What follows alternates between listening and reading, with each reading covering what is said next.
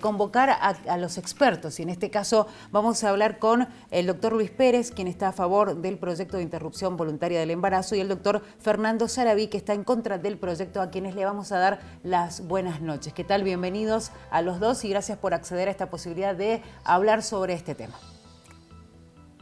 Bueno, vamos a comenzar con las preguntas. En este caso vamos a ir a hablar con el doctor Luis Pérez, a quien le vamos a preguntar por qué está a favor del proyecto de interrupción voluntaria del embarazo. Bueno, muy buenas noches. Mire, hay dos razones esenciales. La primera es una cuestión de salud pública.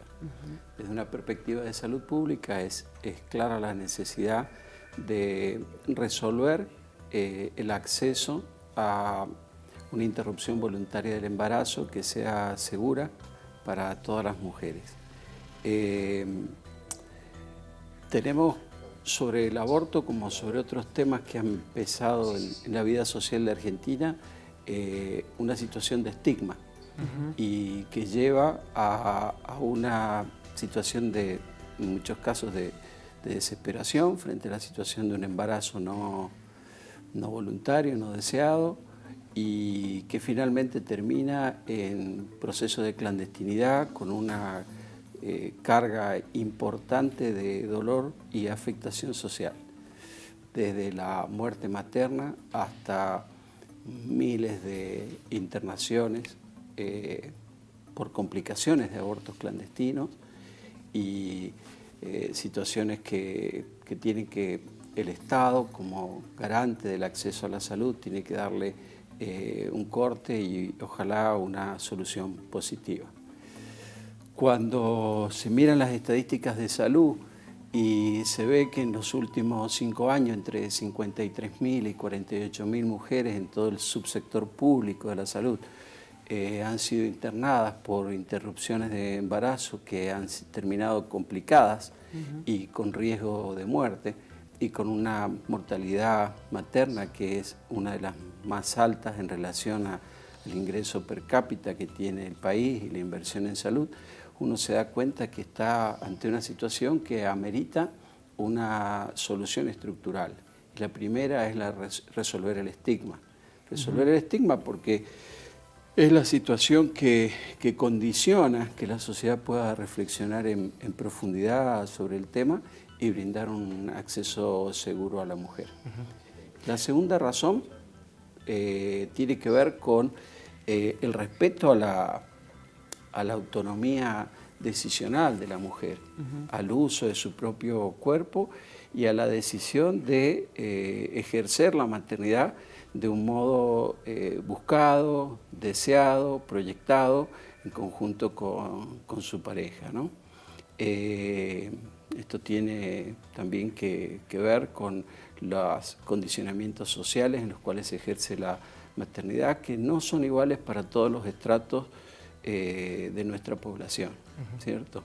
Sino que hay situaciones de mucha, aún hoy, que persisten situaciones de mucha violencia intrafamiliar, violaciones intramaritales, embarazo forzado, prohibición de controlar la capacidad de gestar por la mujer, etc. Entonces, en esas situaciones me parece que es muy importante rescatar el tema de la autonomía decisional de la mujer.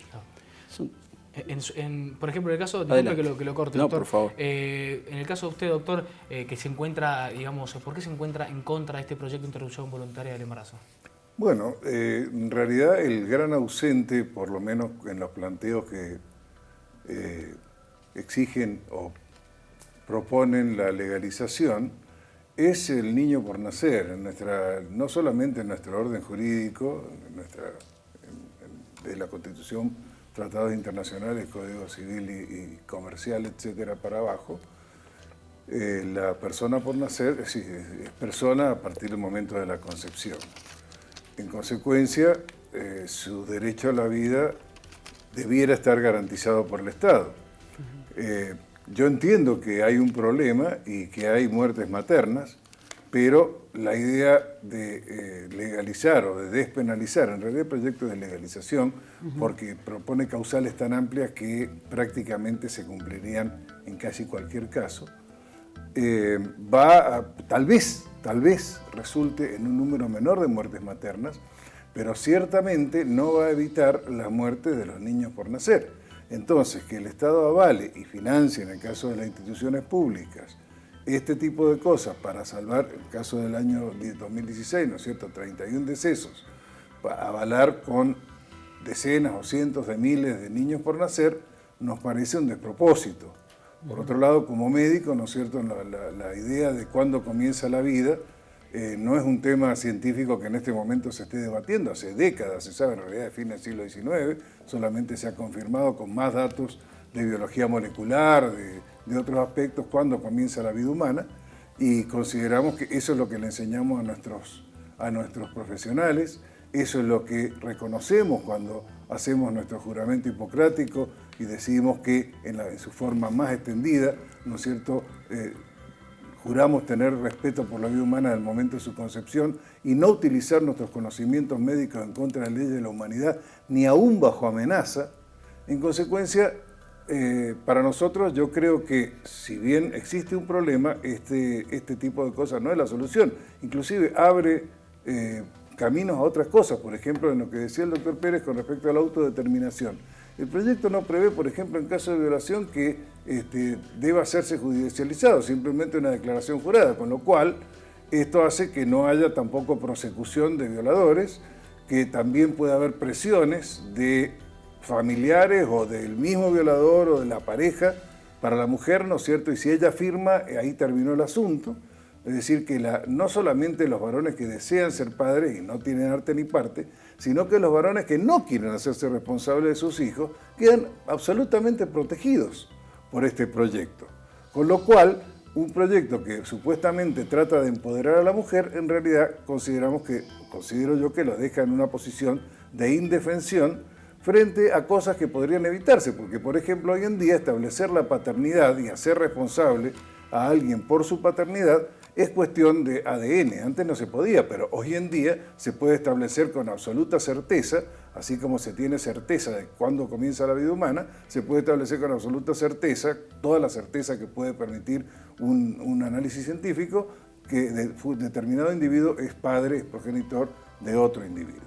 Doctor Sarabí, bueno, más allá de lo que usted está diciendo, también convengamos que socialmente la mujer se criminaliza ante la posibilidad de la realización de un aborto, y un padre que olvida a su hijo no se hace cargo, que incluso las mujeres que se pronuncian a favor de esta campaña y chicas que son olvidadas por sus papás dicen, bueno, de alguna manera hacen como una especie de aborto en vida de sus hijos, cuestionan esto, ¿no? Porque dicen, en definitiva, se criminaliza a la mujer, puede terminar en prisión, pero no sucede lo mismo más allá incluso de la legislación, porque no se lo contrata para un trabajo en el Estado, no se le deja obtener una tarjeta de crédito, pero no pasa de ahí, y en el caso de las mujeres, si abortan, sí se criminaliza a un nivel de que puede terminar en la cárcel. Eso por un lado.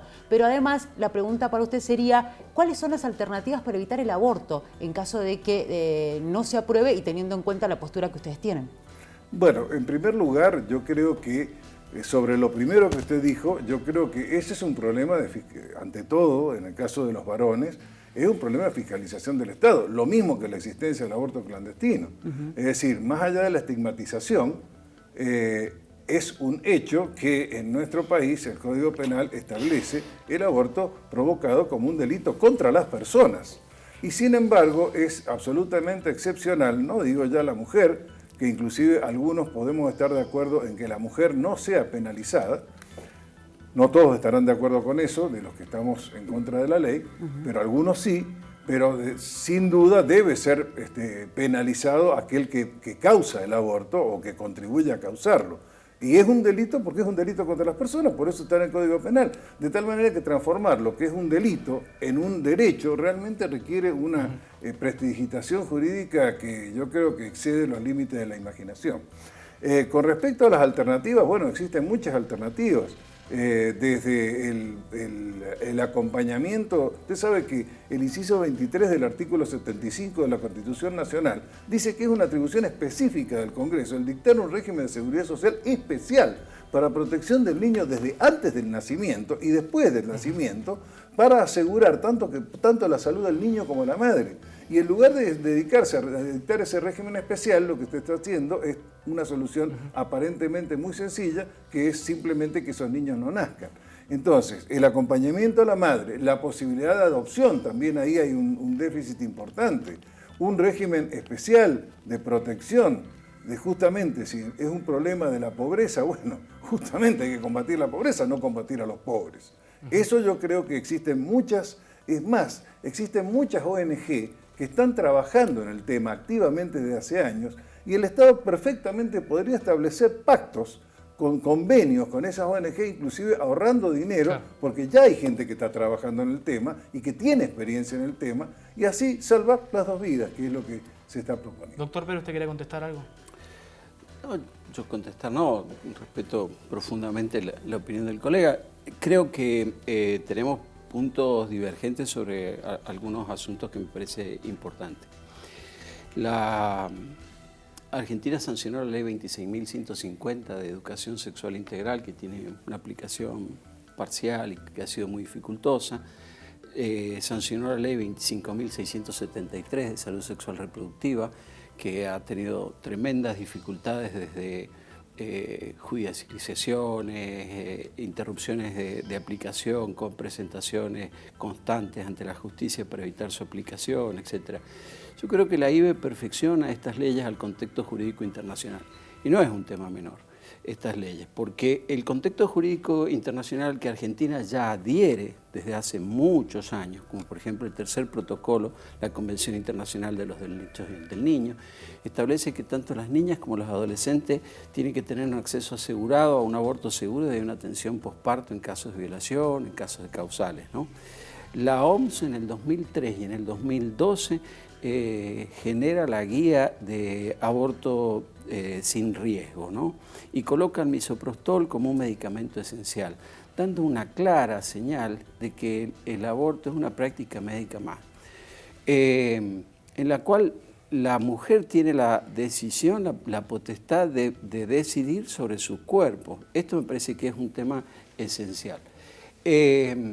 Nosotros, o yo, lo personal y la gente que apoya la ley, respetamos profundamente la vida humana y la vida humana buscada, deseada, proyectada.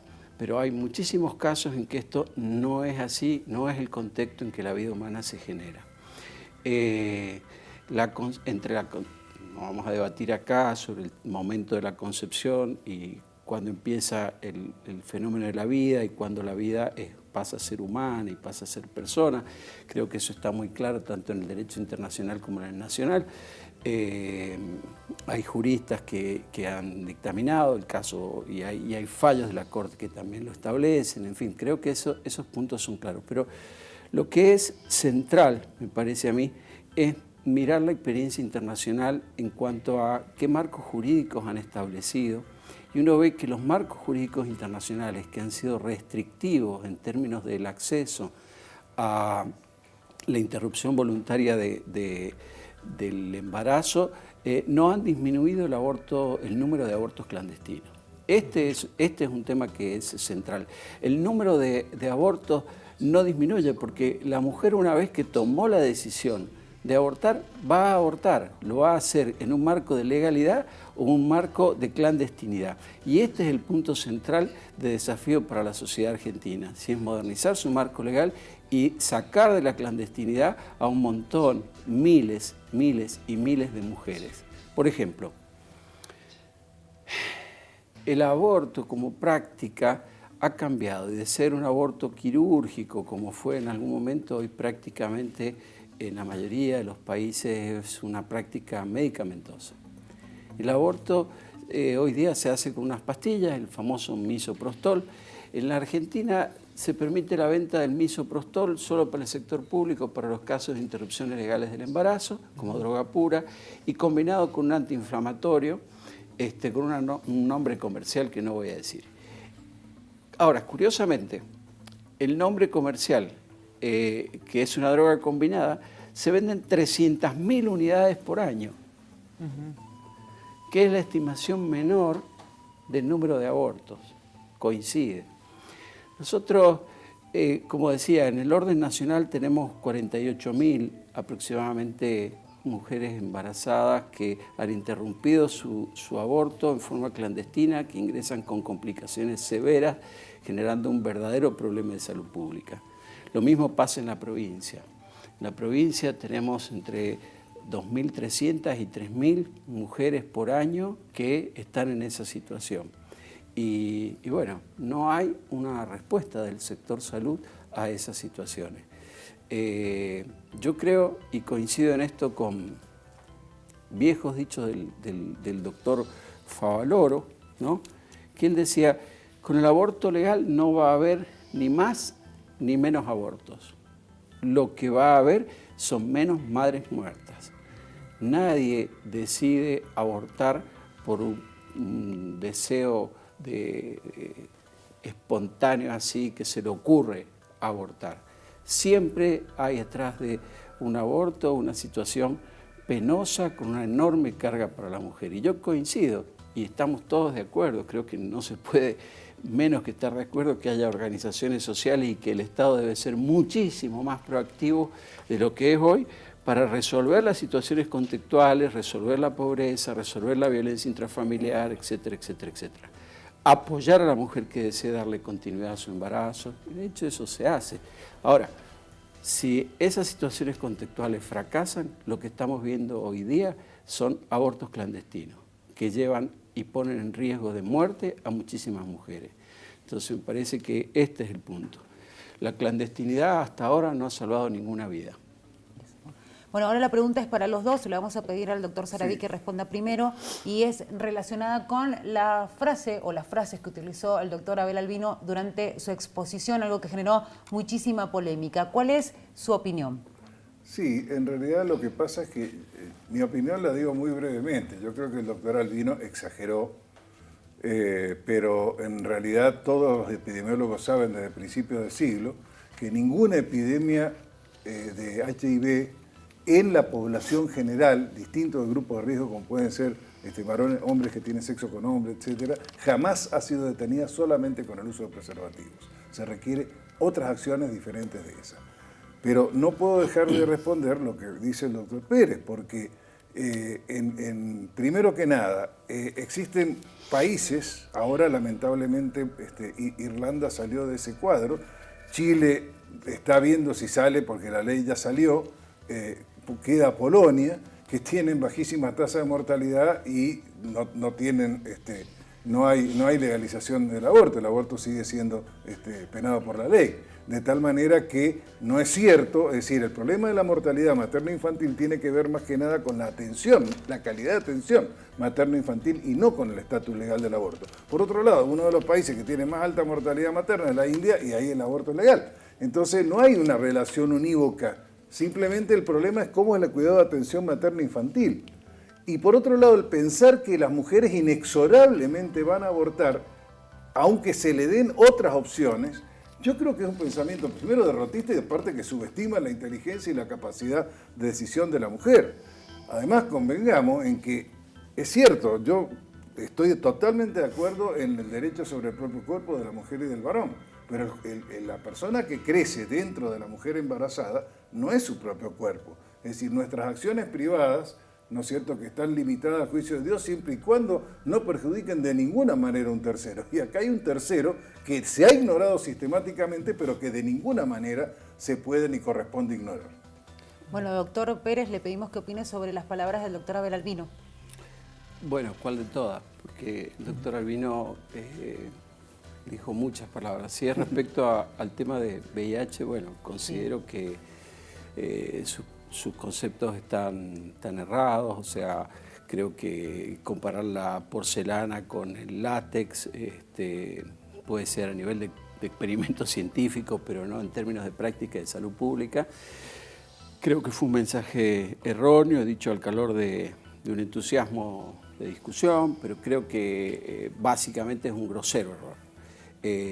La OMS y todos los organismos internacionales, ONU-SIDA y toda la evidencia científica muestra que hoy la mejor, casi diríamos la única forma de prevención de las enfermedades de transmisión sexual y del VIH es el uso del preservativo, excepto, bueno, que se decida no tener sexo, no tener transfusiones, no tener ninguna actividad, ni siquiera besos profundos que puedan tener una mucosa lastimada. Pero digo, la lógica de salud pública hoy, y eso es muy claro, es el uso del preservativo, y esto está avalado científicamente de modo indubitable.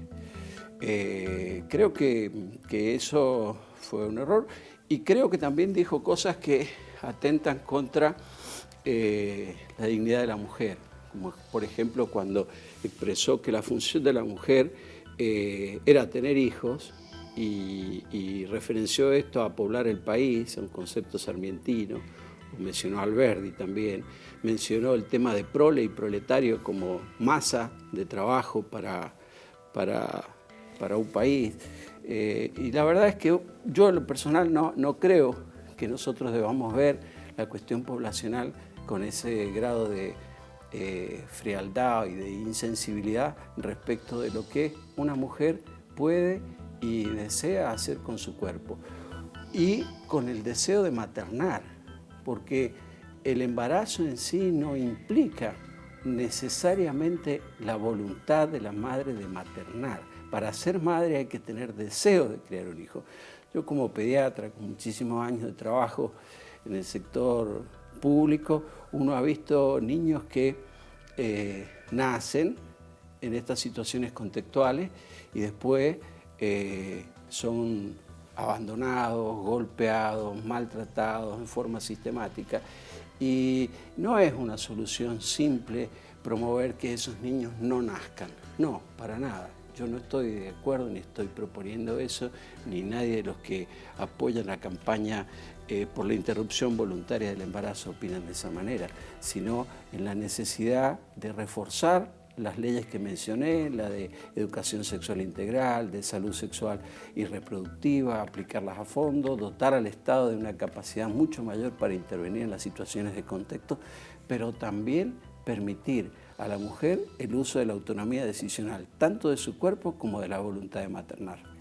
Doctores, muchísimas gracias por acercarse a nuestro estudio y ser parte de esta especie de, no vamos a decir que fue un debate, pero sí ha sido una charla sumamente interesante. Obviamente nos encantaría hacer muchísimas más preguntas, pero el tiempo nos está corriendo, como decimos siempre en la televisión, pero ha sido realmente un placer poder tener las dos opiniones a través de ustedes. Le agradecemos al doctor Luis Pérez a favor del proyecto de interrupción voluntaria del embarazo y al doctor Fernando Sarabí, que se pronunció en contra del proyecto. Muchísimas gracias a los dos. Gracias a ustedes. Bien, ahora nosotros nos vamos a ir a un corte en Universidad Noticias por el canal 30 de la televisión digital abierta. Hasta las 22 vamos a estar informándolos por el